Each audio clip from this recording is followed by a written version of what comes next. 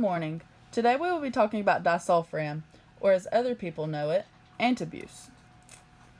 Excessive alcohol consumption or binge drinking causes more than 88,000 deaths per year in the United States alone, with the average age being 30 years old.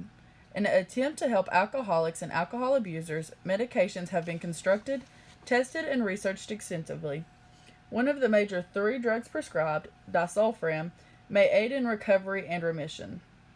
Although it is not a cure for alcoholism, it should be used as an adjunct therapy for motivated individuals willing to quit. Dosages range from 200 to 500 milligrams, 250 milligrams being the average dose. Disulfiram should be taken by mouth once a day in the morning with or without breakfast. Though the max dose is 500 milligrams, dosage should not exceed 500 milligrams in one day. Therapeutic effects of this drug takes 1 to 2 weeks for maximum response. Maintenance doses should be between 125 to 450 milligrams until permanent self-control is established, which could take months to years to obtain. Those taking this medication should not take missed doses, rather continue therapy the next morning. Alcohol must be abstained from for at least 24 hours before starting the regimen. If alcohol has been consumed within the past 24 hours, unpleasant, potentially life-threatening reactions may occur within 15 minutes. Those taking disulfiram should be aware that alcohol-based substances such as perfumes, deodorants, aftershaves, lotions, and food preparations could cause the same reaction as consuming the alcohol. Unlike other drugs, patients will not build a tolerance to this drug, but have an increased sensitivity to alcohol. After finishing this regimen, alcohol beverages should not be consumed for more than 2 weeks after the last dose. Disulfiram, also known as Antabuse, is an aldehyde dehydrogenase inhibitor. In other words, disulfiram works in the kidneys to bind to alcohol to form acetaldehyde. Acetaldehyde increases directly as alcohol is consumed. 5 to 15 minutes after consumption, the high levels of acetaldehyde cause the disulfiram alcohol reaction.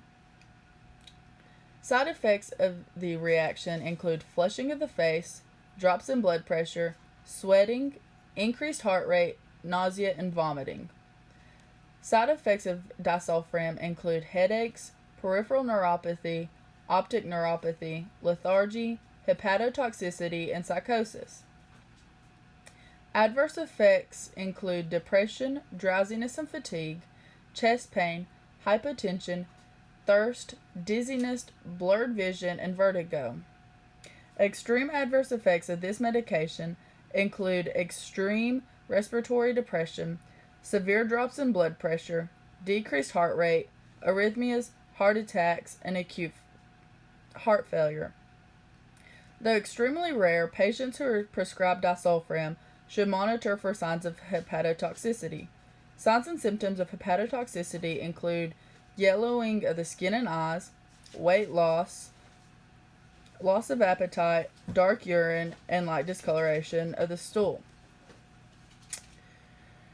Those who have a history of stroke, cardiovascular disease, heart failure, hypertension, suicidal risk or psychosis, or women who are breastfeeding should not take this medication. Those who are pregnant may choose to take this medication, but only in the first trimester of pregnancy if the benefits outweigh the risks.